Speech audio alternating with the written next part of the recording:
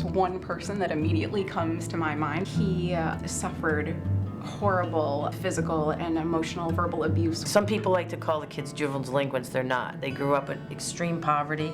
She had been the victim of some abuse. Didn't know where she was going to end up in the world. Northeast serves a constituency that is really in great need. Sometimes you look back at these kids and you can see what you went through, peer pressures. Michael frequently had the police called on him. He literally sleeps, hopefully, on a couch to couch, sometimes on the streets.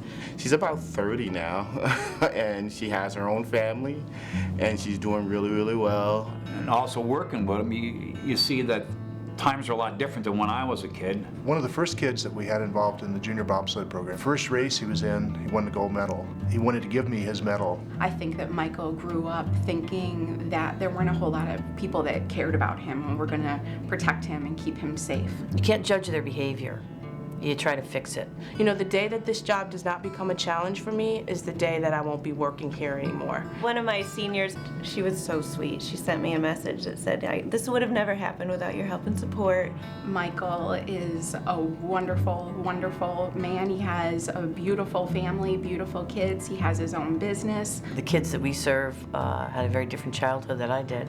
It's really rewarding to be able to help them get to that next level, graduate, become adults, raise their own families. They're not shy. They come right up to you. Everyone's always willing to say hi.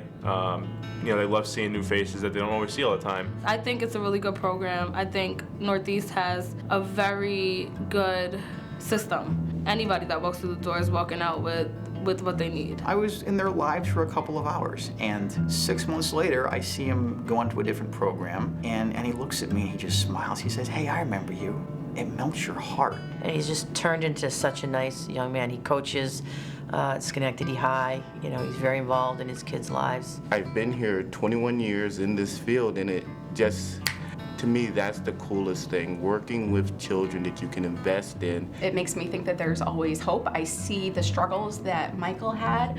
I saw Michael in jail, and now I see who he is now. So it gives you hope.